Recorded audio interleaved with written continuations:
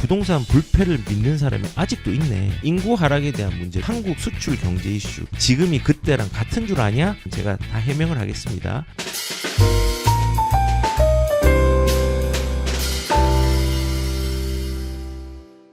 집이 오르지 않을 것 같은 시기는요, 매수를 준비하는 좋은 타이밍이다 라는 겁니다.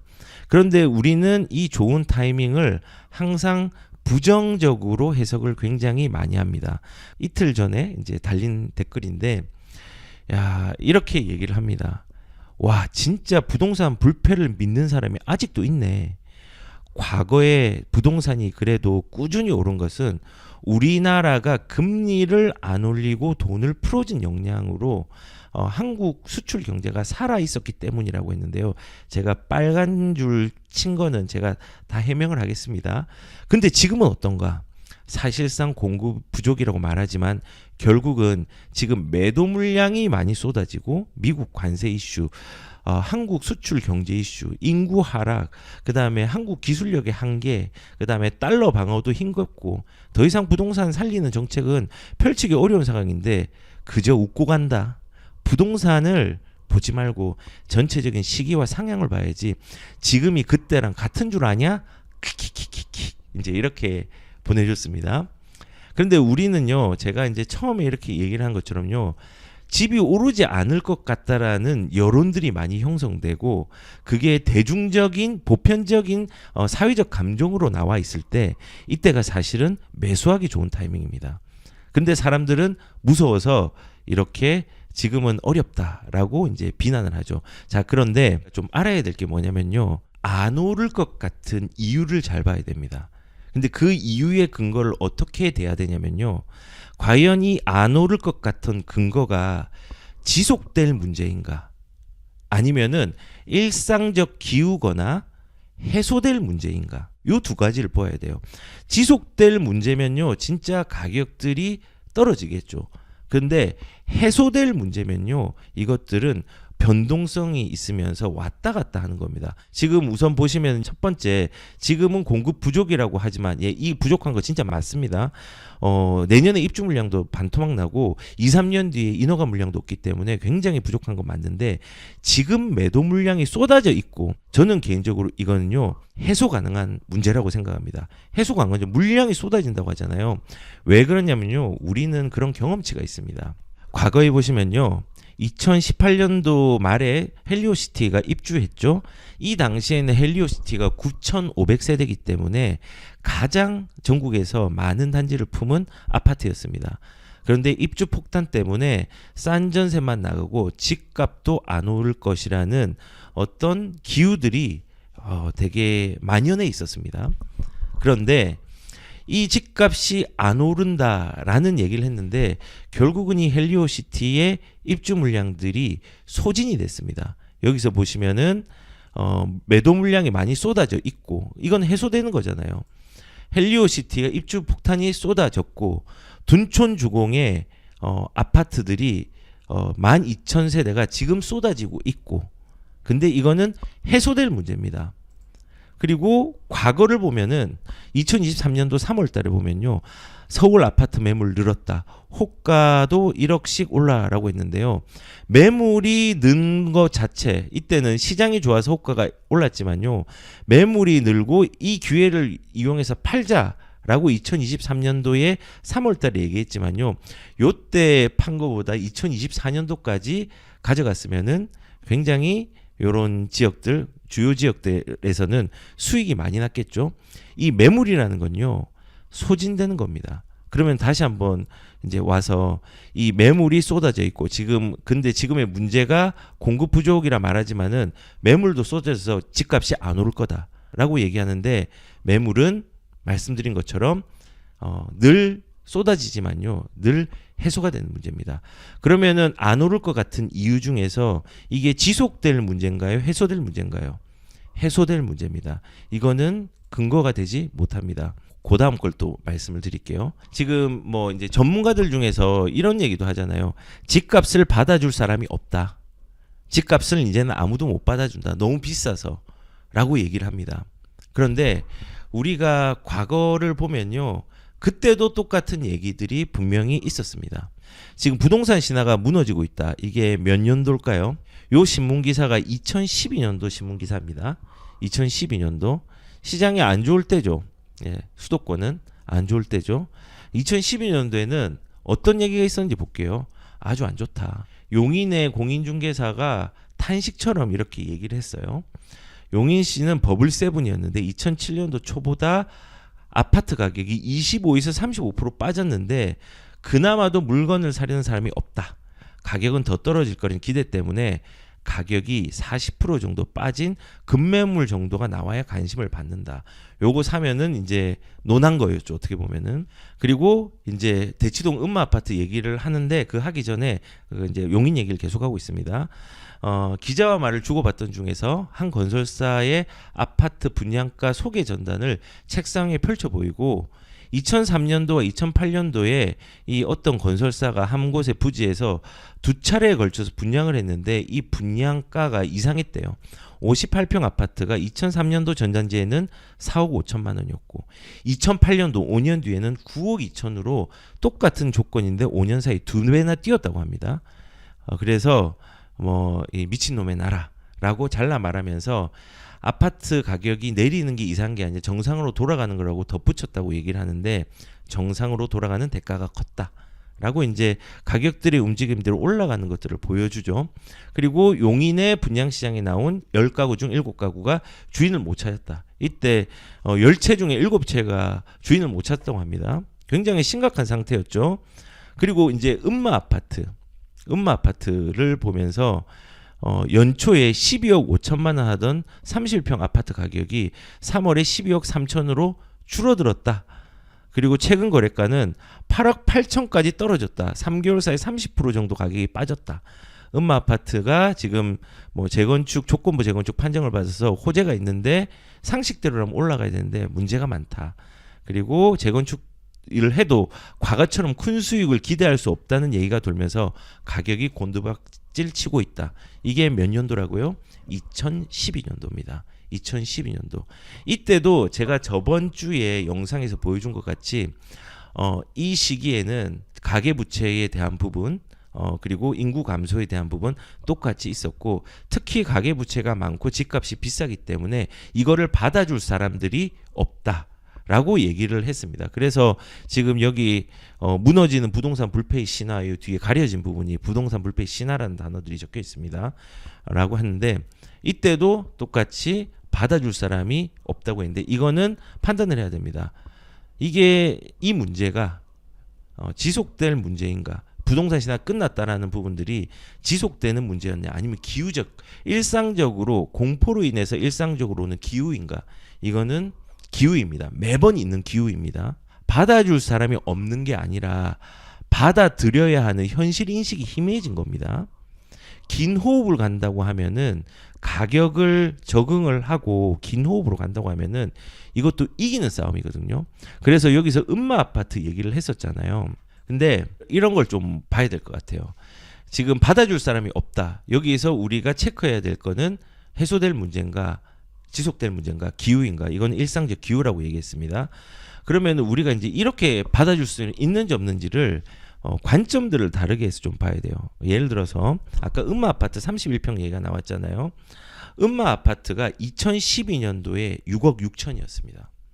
6억 6천 그런데 만약에 2012년도에 음마 아파트를 6억 6천인데 이때 7억으로 샀어요.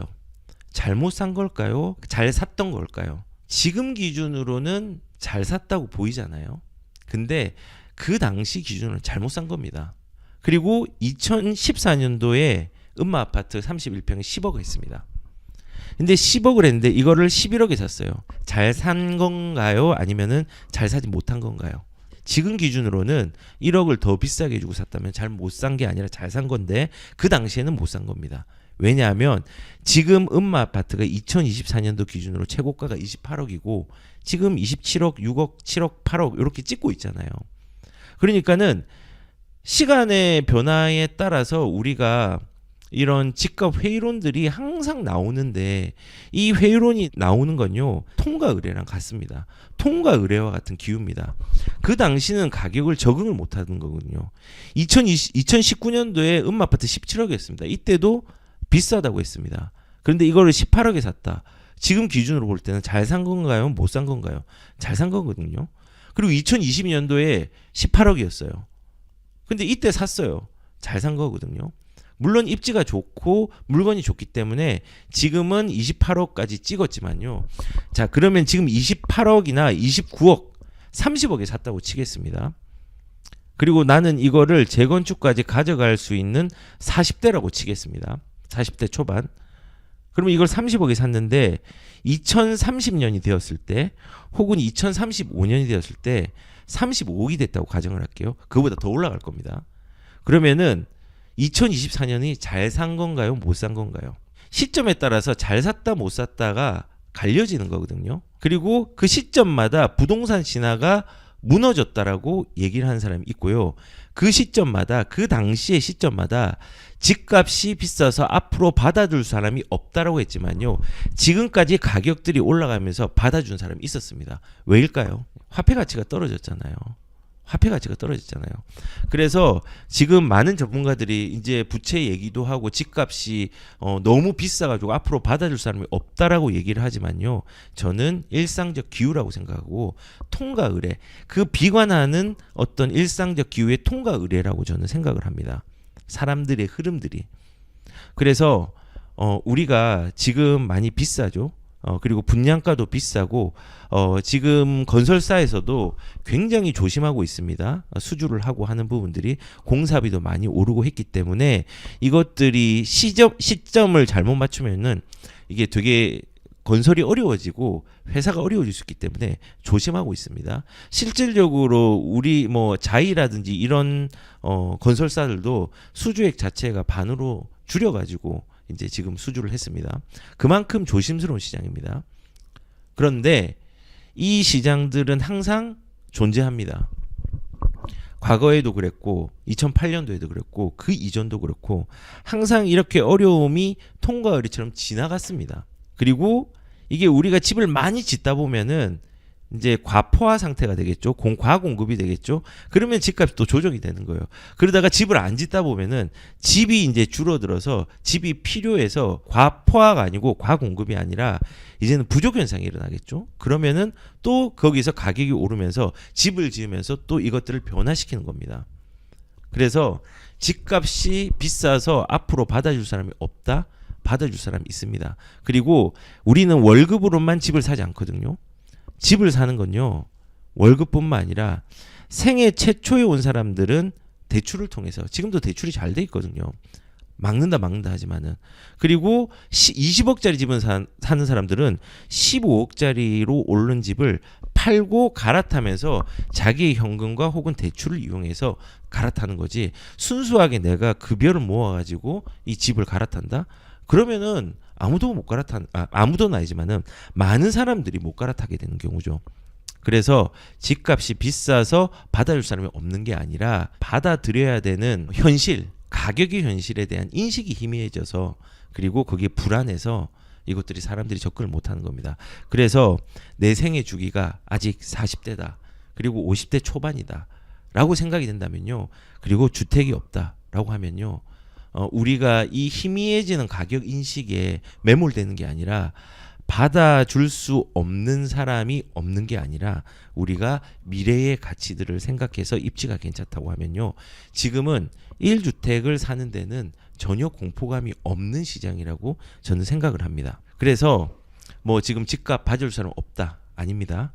예, 있습니다. 그러니까 거래가 되는 거고 지금은 계절적인 요인 때문에 그러한 부분들이 조금 거래량이 줄어들고 대출에 대한 부분과 정치적인 부분들과 이제 외적인 부분에 대한 것들이 겹쳐 있어서 순간적으로 가격과 거래량들이 조금은 둔화의 양상을 보이고 있는 시점을 지나고 있습니다. 네, 그거를 이제 인지하고 내가 지금 집을 살지 안 살지도 이제 결정을 해야 되는 부분들이 이제 필요하겠죠. 무조건 집 사면 안 됩니다. 무조건 집 사면 안 됩니다. 나에게 맞는 집을 사는 게 중요합니다. 네, 그래서 일단은 받아줄 사람 있습니다. 부정론자들이 늘어나는 시기인데 안 오를 이유에 대해서 막 얘기를 합니다. 근데 그 얘기 중에서 지속될 문제인가 해소될 문제인가를 살펴보라고 했는데 매도 물량 쏟아진다. 이거는 해소될 거고 집값이 비싸서 받아줄 사람 없다. 이거는 일상적 기후에 대한 문제라고 얘기를 했습니다.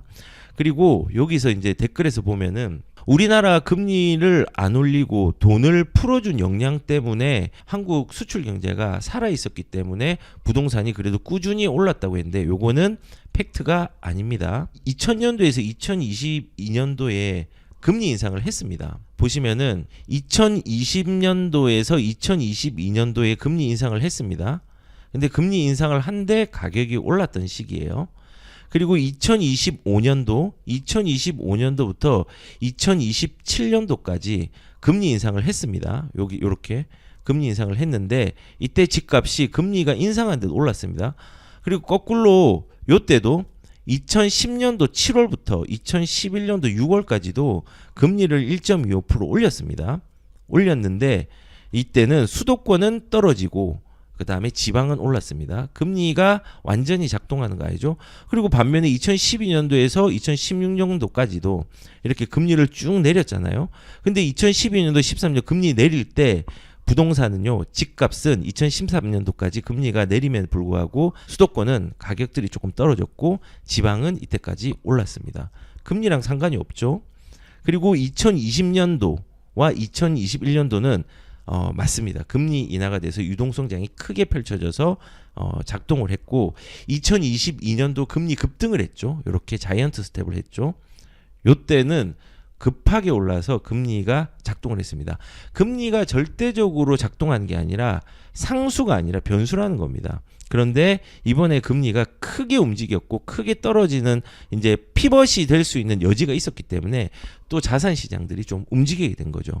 그래서 지금 여기서 보면은 금리를 안 올리고 돈을 풀어준 금리는 올렸습니다. 올렸고 내렸고 올렸고 내렸고 계속 올리고 내리고 하는데 거기에 집값이 동요한 게 아니라 거기에서 다른 부분과 또 결합한 겁니다.